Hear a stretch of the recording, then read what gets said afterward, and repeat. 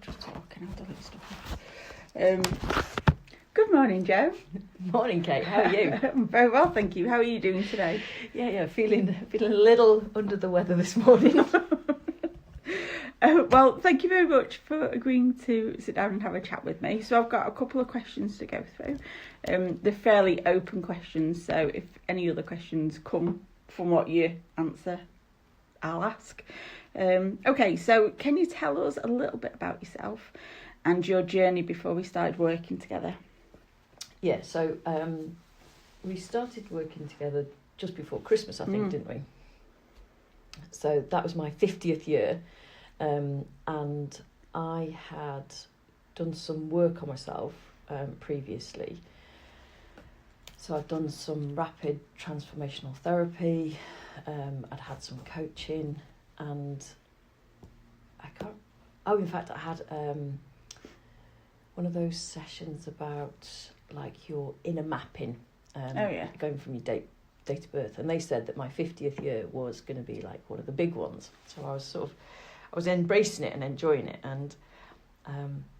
and the thing that's quite strange is I can't even work out how I found your page.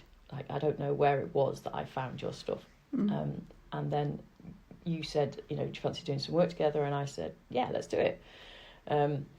Not really knowing what to expect, but knowing the stuff that I'd already done, I'd enjoyed. But it always left sort of more questions than it did answers. So that's what led me to you. Yeah. What sort of stuff what were some of the main challenges you were facing before we started the coaching?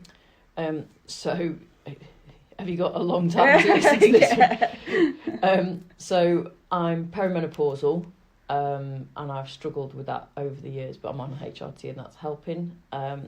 I've adopted 3 children. I'm by myself.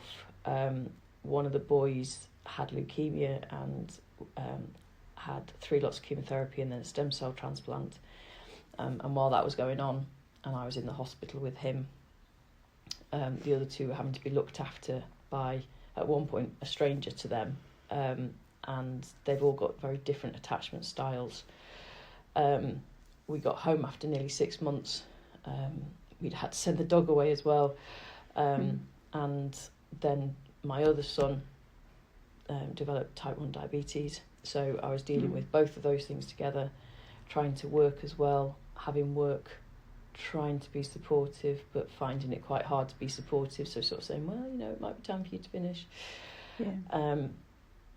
And my house was associated with my work. So, all of those things were quite challenging. And then my daughter has quite a few issues herself. So we've gone through quite a lot of child-on-parent violence. We've gone through lots of school refusal, some of which I think was refusal, some of which was inability to attend. And I think there was a mixture. And I knew that I was coming up to retirement from my role as well. So all of those things together had me at a stage where I was kind of treading water at best. If I wasn't treading water, then if my nose was above the water, then that was a good day. But quite a few of the days my nose was below the water and it felt like I was drowning. That must have been tough. It was. And then you was also planning a house move, and lots of other things were coming up as well, weren't they? Yeah, so by the time I met you, I'd already found the house in Devon, and I was in the process of trying to sell my properties. So it was a lot. I just remember some of the sessions. You're like, I've just got an email. Okay, what? And it was kind of you were just kind of a bit all over the place, keeping sort of the conversation with me going, but also having things going on. And obviously Odin the dog loved to join in with the sessions as well, which was my dog has worse attachment style than my children. Doesn't like me to be doing anything different. He's currently honestly laid at my feet, happy because I'm sat still, but if I was moving around he would have to move with me. Yes. It's really hard to carve out the time to do something like this. Yeah. And to be able to dedicate every week to it. And I think that adds like an extra pressure, because you don't want to let people down and say, oh, I can't do it. But then on the other hand, you've got to be fully present and able to make the most of it. Yeah, definitely. But that's something that we worked with, and it was something that we could be quite flexible with. And if, you know, if Odin needed to be lay on you, then he needed to be lay on you. You know, it was one of them, wasn't it? Yeah, it was. I remember one session where you were like, right, you're going to be moving around with this one, and Odin was just not having it, and I was getting myself more stressed, and you went, it's fine, just go and sit down. Yeah. And we did it, and it worked brilliantly. Yeah, yeah. So that flexibility was amazing, and it took off like a layer of pressure from me. Brilliant. So can you describe sort of the changes you experienced during and then after the coaching?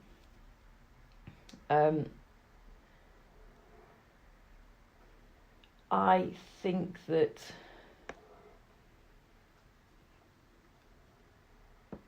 there was a sort of a bit of trepidation.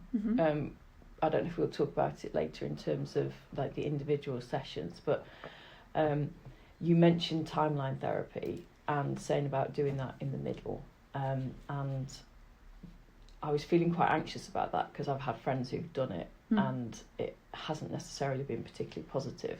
And I didn't want to say, I don't want to do it, but by the same token, I remember thinking, oh, it's getting closer to, what we're going to do, and being a bit anxious about that. And then while we were doing it, I think another of the things that was so good about the way you did it was, and again, it comes into that flexibility, was I didn't really know what we were going to be doing each session, and you had an idea of what we were going to do, but sometimes I'd come and I'd say, and this and this and this, and you'd go, okay, I'll tell you what, instead of doing A, why don't we try B instead? I think that will work better for you. And so for you to have all those different tools in your armoury and just be able to pull out the right one to help me was just brilliant. And I think that I've sort of taken that through, so that after the sessions, I'm able to sort of reflect back at the different ways that I can help myself. And it isn't just, you know, I need to ask myself, how am I feeling? Or ask myself, where am I feeling that in my body? I've got a whole range of tools that I can use, and I think that's so good. Yeah, it's... I mean, the NLP coaching, and towards the end, obviously, I was training to do the MBIT coaching, so we brought some of that in as well.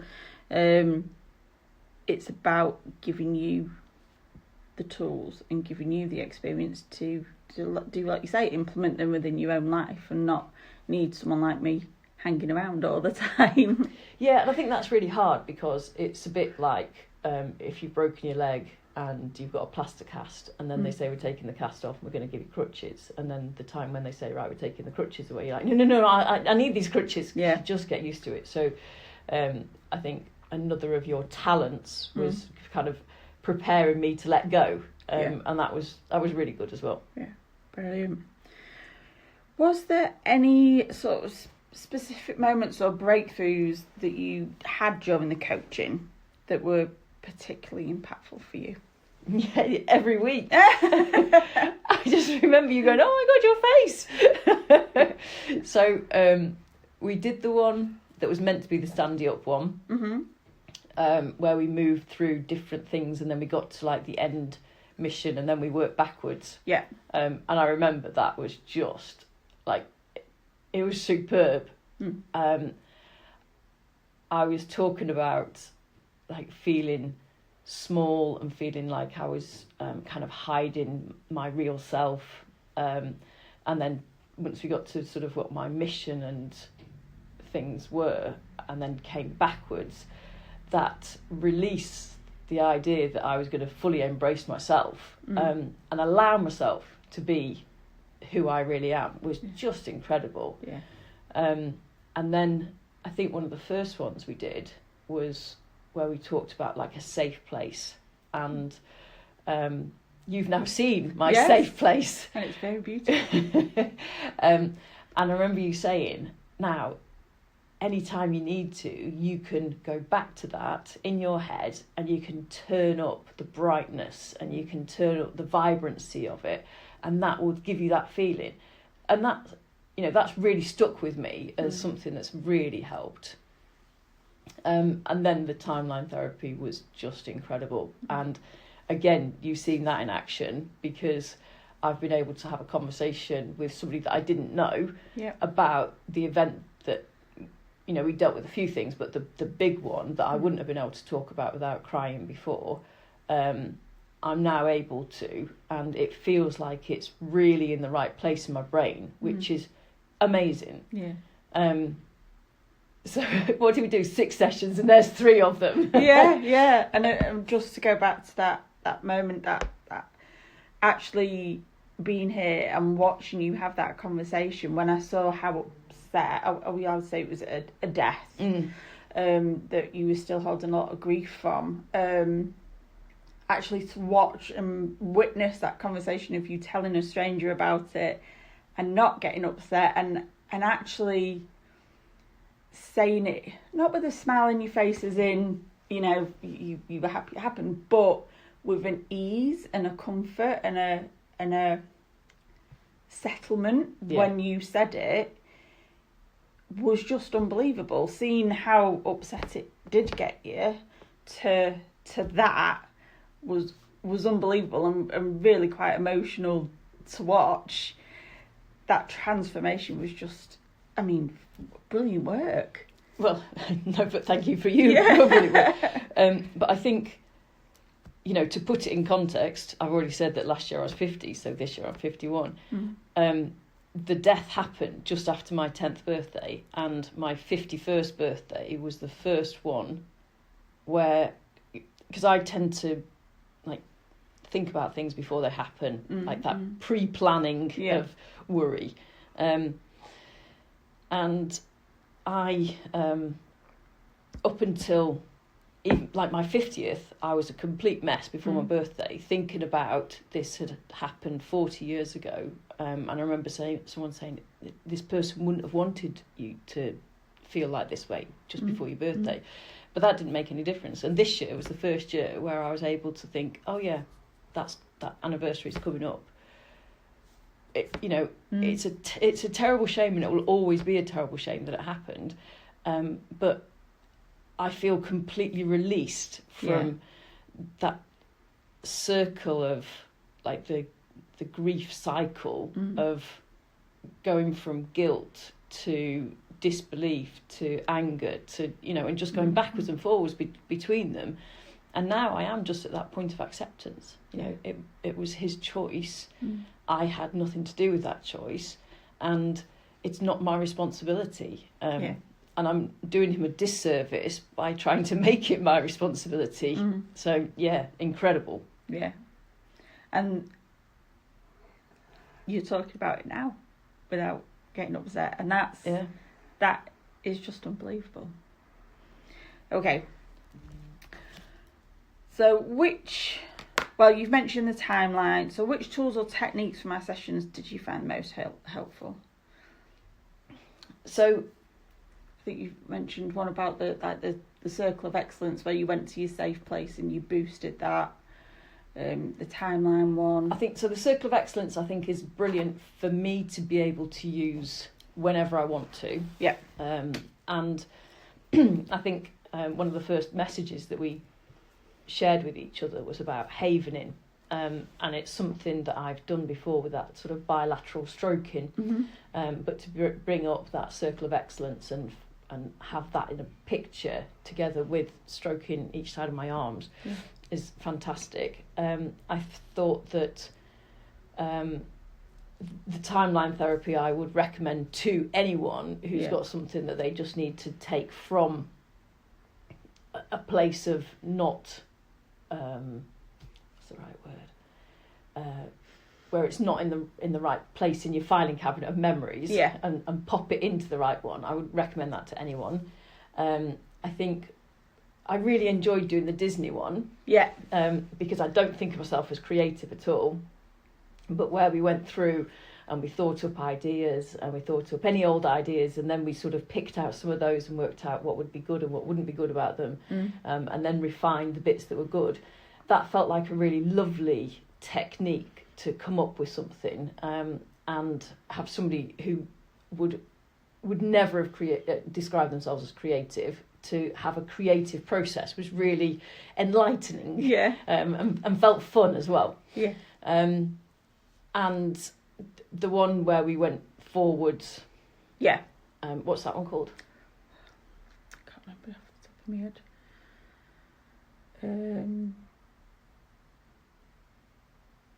No, it's come. In terms of coaching, Yeah. I think that was incredible. Yeah. It's is it the one where we did the different sort of areas of your life? So sort of your workspace, your home life, where you felt safe, or was it? No, it was the one where you said, right, I want you to come up with something where it's quite challenging for you. Yeah. And then describe how you feel, and then describe your strengths, describe your challenges, and then describe, like, without sort of thinking about it. Because I think one of the things that people might be worried about is, I haven't got these thoughts in my head, but because you take you down to sort of the next level down, so you're not clucking like a chicken or anything else, but what you're doing is you're sort of working with that unconscious brain. Yes. And just reacting, and the words are coming out without you thinking them. I remember you saying, you just came out with a brilliant list of strengths that if we had a conversation, I wouldn't have done, because I'd been like, oh, don't say that. Yeah. But my brain just told you those things. Yeah. My mouth let my brain tell you those things. Yeah.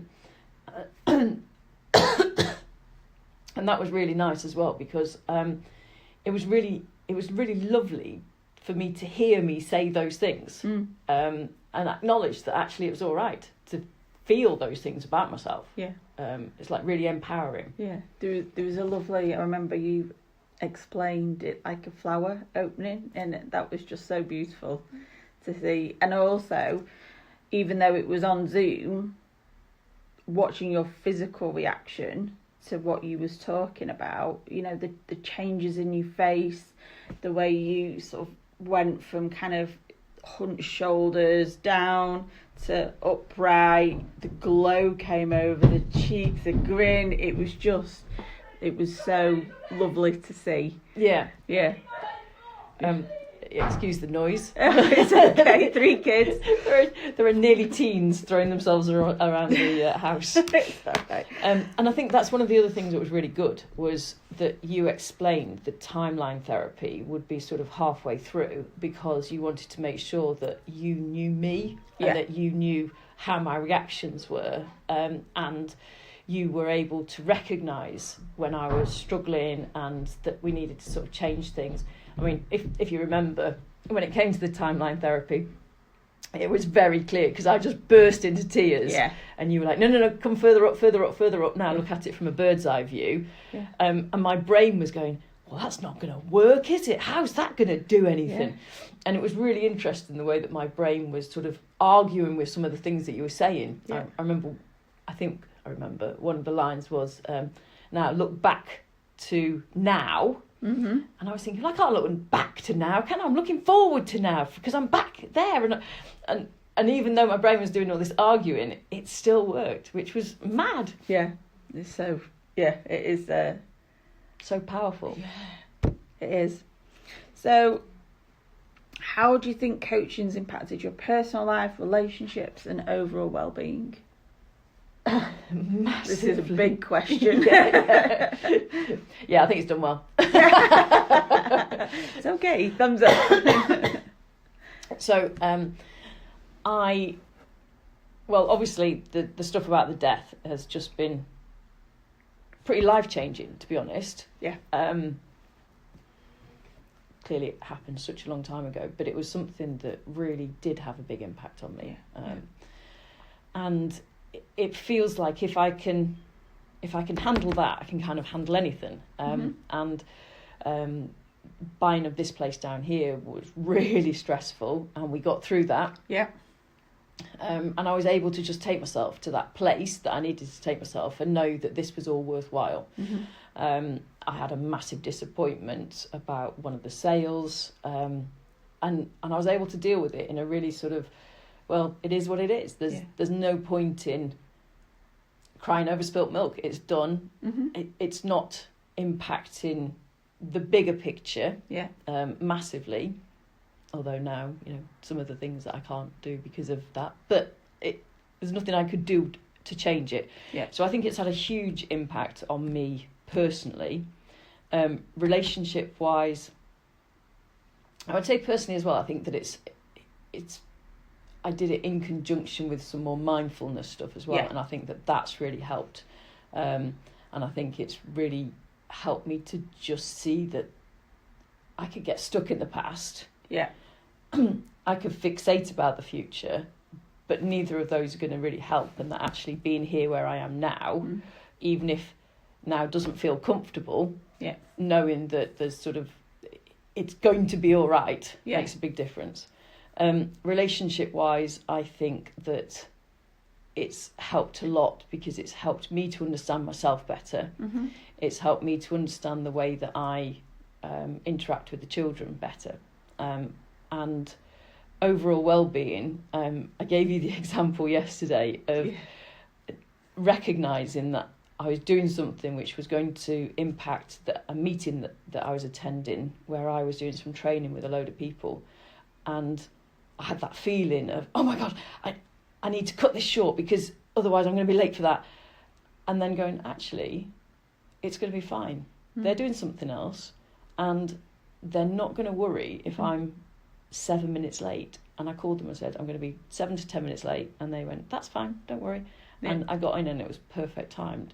And it meant that I was able to enjoy the activity that I was doing. Whereas I think sort of 6 months ago, I would have been so stressed that I would have not enjoyed the thing that I was doing to begin with, which I still would have been late for the meeting, but I would have turned up to the meeting not feeling confident and feeling really stressed and feeling really apologetic and almost apologising for being me. And I think recognising that I am often late because I underestimate how long things are going to take. Yeah. But that's just me. And I can put tools in place to try and help it, but does it really matter? You know, I was at a funeral recently and I managed to get there half an hour early. Still meant I didn't get the parking space that I wanted because there were people that were even earlier than me. But there are times when I can recognise that it doesn't actually matter and stop being so hard on myself. And I think a lot of that's come from coaching. Yeah, and it's definitely about choosing those battles as well. And like in your parenting journey, you know, recognising some things don't need that fight and that telling off, and it's okay, well, that's your choice. And that's okay as well. Yeah, and I think that comes from the coaching, but I think it also comes with time, doesn't it? So it comes with time, with experience, and with the children getting older. You know, I just had a conversation with one about teeth brushing and hair brushing, and reiterated the importance of both and suggested that if it didn't happen, then, you know, there would be losses. Oh, yeah. But it's not my hair or my teeth that are going to be ruined. And I think a lot of my past stress about something like that was the judgment that others had on me. I remember that we had an early years person from the local authority that came out that wanted to complain that the toothbrushes hadn't been put back into the bathroom. And I was thinking, they've cleaned their teeth. Yeah. Wow. I think this is amazing. They've cleaned their teeth. Why are you concentrating on the fact that the toothbrush is not in the bathroom? Let's just acknowledge the fact that they've cleaned their teeth. I think confidence is massive, and I think confidence comes from recognising that. I heard this line a few months ago, and I don't like it, but I think it's true. Other people's opinions of me are none of my business. And the reason I don't like it is because I don't want other people to think badly of me. But if they do, they do, and there's not a lot I can do about that. No. And there's so many people that do think highly of you. And those are the ones that need to have your energy. Yeah, Yeah, that's true, isn't it? Yeah. And I think surrounding yourself by the people that give you positive energy makes a big difference as well. Yeah, huge. Okay. So now you're moving down here. That's brilliant. Honestly. Anyway, that's a different conversation. So obviously you've moved down to Devon and you've started Solace in Devon. So can you tell us a bit about your new business, helping frazzled families, and what inspired you to get started? So it's something I've been thinking about for more than 5 years, probably 7 years now. And it was wanting to give to other people what I thought we didn't have. And we at times have really struggled. We've had social services doing investigations and then coming up with, we need to give you help, and then going, oh, actually, there isn't any help we can give you. I don't live near any of my family, and my ex's family were all quite elderly and weren't able to help either. Mm-hmm. So support has been quite sporadic and not consistent, and I found that you have to dig around a lot to find a support network, and I recognise that there are a lot of people who just don't have that. So in terms of adopters, I remember connecting with one friend who was hiding under the table because things were so awful. When I said to them, because they were going to be by themselves for Christmas, I said, you know, if you want to come over here, I'd never met this person. I was like, if you want to come and spend Christmas with us, then you can do. And they were like, no, I just need that space by myself. I can't be around people anymore. I've just had it. And another friend who has to sleep with the house keys under their pillow because one of their children would just disappear otherwise. And it's a hard slog. Yeah. And then as Max became ill, and I met incredible people through the transplant and the chemotherapy, and the nursing staff were amazing, and there were some who didn't make it, and we found that really hard because it's almost like you're running a race and you see a friend fall over and you've got to keep going and you can't turn around and help them. And you've got to rely on somebody else being able to pick them up and help them along the rest of their journey, because you've got to keep going. And if I hadn't kept going, then Max wouldn't have made his journey.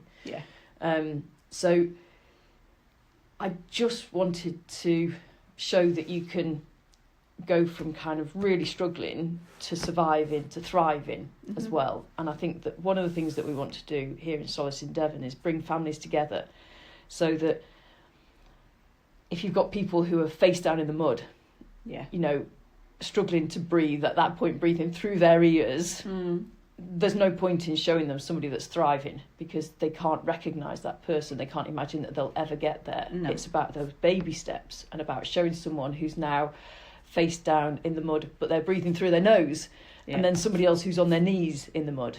And bringing those people together, because I think that peer support is what we used to have with villages. My village that I grew up in, my mum and dad didn't have a phone at home.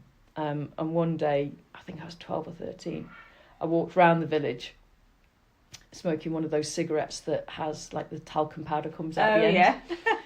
By the time I got back, and I was with like friends doing it, and by the time I got back, 6 people had gone to my mum to tell them that they'd seen me smoking. Wow. And we don't have that. We don't have that level of support and network. And so what we want is for Solace in Devon to be that. While people are here, then that would be physically, but then when they go away, it's virtually. It's about making those networks, those connections. And then what we would love to do is get the local authority to think again about respite, so that respite isn't about sending the problem away and letting everyone else have a really great time. It's about bringing everyone together, about taking the different parts of the family dynamic, and if the family's 6 strong or it's 8 strong, that's fine. Let's make a space that's big enough for everyone. Stop making it so it's about a 4-people family, or if it is that there's a single parent, then let's make sure that they've got more support so that they can not have to unload the car and put everything out and try and watch the children at the same time and everything else. So tailoring this experience to the people that we have, rather than making it a tick box exercise. my vision is that on Thursday night, before people are coming on Friday, they're thinking, I can't do this. And they get in touch and say, I can't come on cancelling. I say, it's okay, just come. Meet you at the services, which is 30 seconds away. You don't even need to find the place. We'll come and find you. Yeah. And helping them. So we've got wellies here, we've got coats here, we've got toothbrushes here, we've got toys here, we've got games, we've got books, we've got stuff to keep people occupied. We'll have sleeping bags. We've already got the tent set up, you know. All they need to do is get here, and they don't need to get completely here, and we'll rescue them. Yeah. So, but I also recognise that I can't rescue people. What I need to do is I need to be facilitating people, rescuing themselves, seeing that they've got that strength within, and helping to get other people and services together to help. And then, you know, in terms of that respite, how amazing would it be to have one of the theatre companies coming and doing a little play, and parents getting to see their children doing stuff that they thought they were never capable of, whether that's carving a stick and thinking, oh, no, my child can't have a knife. Well, they can have a knife if they've got somebody to watch them all the time. But if you're a single parent, you've got 2 children or you've got 3 children, you can't watch them all the time. So let's help with that. Yeah.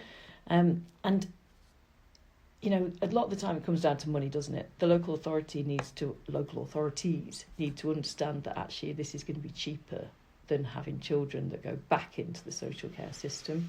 Yeah. It's cheaper than families falling apart. It's cheaper than children going into the penal system. Yeah.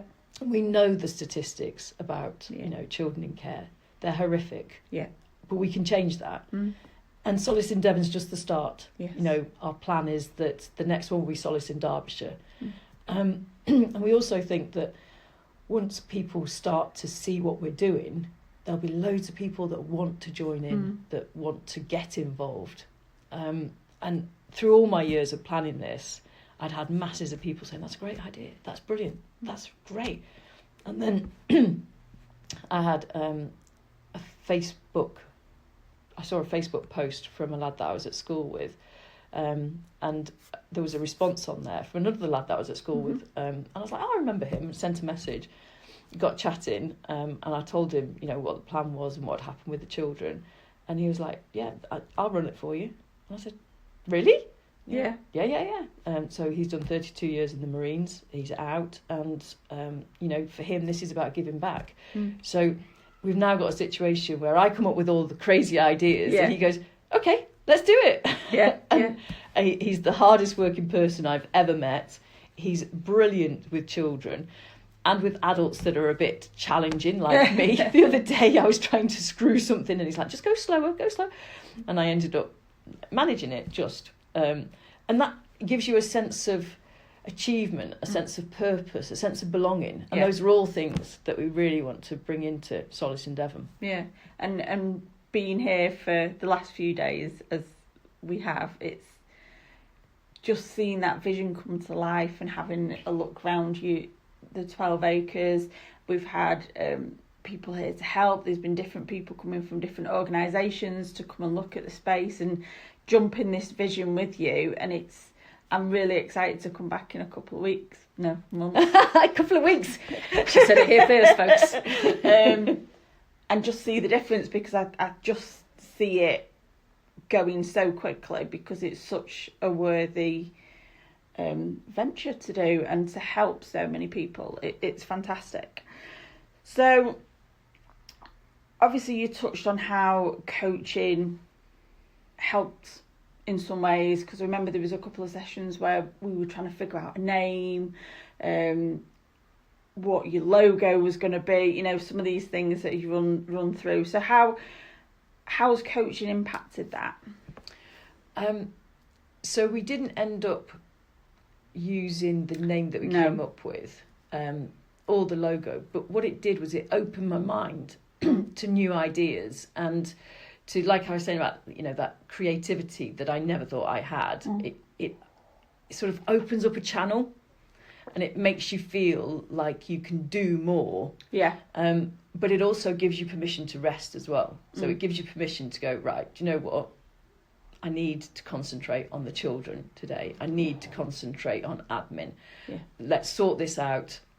and working out the priorities and working out the sequencing. And so I think that coaching is brilliant for that. I think it really has helped. Yeah, it puts things into order, whereas before it feels like a lot.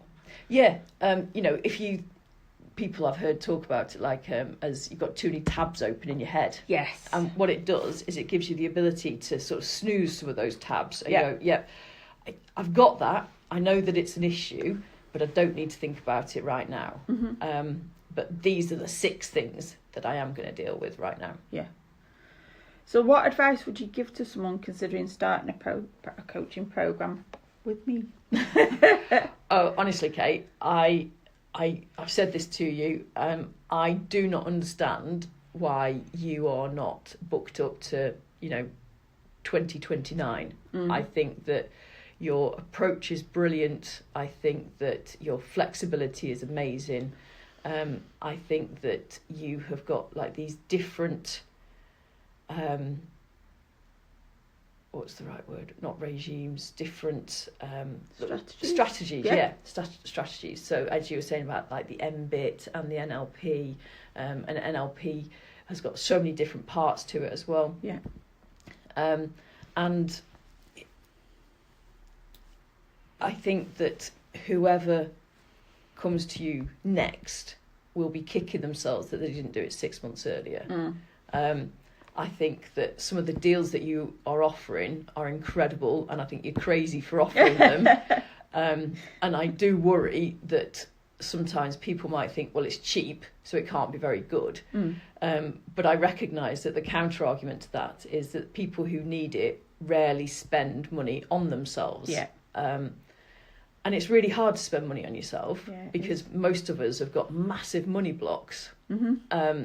And, we'll go and buy... I don't go and buy a pair of Adidas trainers for my kids because I'm a tight skinflint. And they're like, if you're still growing, they don't need those. But people would spend 90 quid on a pair of trainers for their children, but wouldn't go and buy themselves a dress for the same amount of money. Yeah. And I don't know why that is. But maybe that's something to think about. You doing it's one of your definitely sessions all on. individual and how we grew up as children. Because I know I've worked through money blocks, I guess is what you call them myself, because they are a real thing. Yeah, and even people who have been quite wealthy growing up can still have those blocks of, maybe they're not earning as much as the parents did, so they spend it like it's going out of fashion. It can be the opposite way round as well. It all depends on where they've come from. So, but I would say that it's absolutely money worth spending, and it will repay them tenfold, and give them like a feeling that life is just so much better than it has been for not a big amount of money.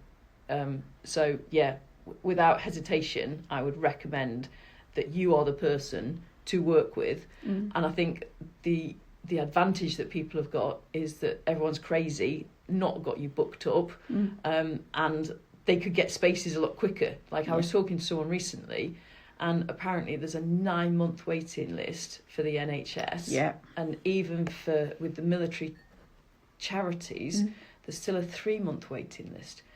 And I'm pretty sure that 3 months, people are, you can't spend 3 months of not being able to breathe through your nose while you're in the water. Yeah. There are people who will slip under during that period, and that's horrific. Yeah, it's scary, isn't it? Okay, so obviously you've touched on your future plans. So what are your plans for your own personal growth? So as soon as you start your programme, I'm on it. Yes. And I think it's very much about making sure that I've got the balance right. So this year with Solace and Devon, we're going to start slowly. We're going to be offering places to people who can come and help us, tell us what they think about the place, what they think should be changing. But it's going to be like light touch. Yeah. So that I can concentrate on the children, make sure that the children have got everything that they need and they've got the support that they need. I've got people in the local area that are happy to kind of go into business with us and expand Solace in Devon. But I've put the kibosh on that and said, like, let's wait, because what I don't want to do is overstretch myself and then find that I haven't got the capacity to help the children when they need it. Because you've just settled into a new school, new area. There's a good 6 months of settling in, at least. So getting that priority right, making sure that I've got spare capacity, and making sure that I'm doing things that fill my cup, like sitting last night over a fire pit, enjoying some great company, some lovely music, and that's amazing. And I felt so lucky to be able to do that, and so grateful for you coming down and helping. Well, we're grateful that you've had us here. It's been awesome. So is there anything else that just to finish off, is there anything else that you'd like to share about your experience with Thrive Coaching or your mission to help frazzled families? I think that even though I've explained it, I think you've helped me in ways that I can't even explain. It's been incredible. And I really hope that whilst I'm working with frazzled families, that I can get you on board helping people. And I think one of the things that would be amazing would be to have families here, like say for the weekend, you're able to come down, meet them, and then they can go away and do like an 8 or 10 week programme remotely, but they'll all know each other and they'll know you, and that trust will be there. And I think that, we've got a long future ahead of us. And we just have to make sure that, some of our solaces end up being a bit closer to you, so you've not got this long journey. It's we were sat and thinking about sort of the way the universe works and how we've ended up connecting, and actually how our paths are going to be really aligned in the future, I think. So on that note, thank you very much for answering some questions, and thank you for coming into my world and creating Solace in Devon and being you. No, thank you for you being you, because you're amazing. All right. Thank you very much.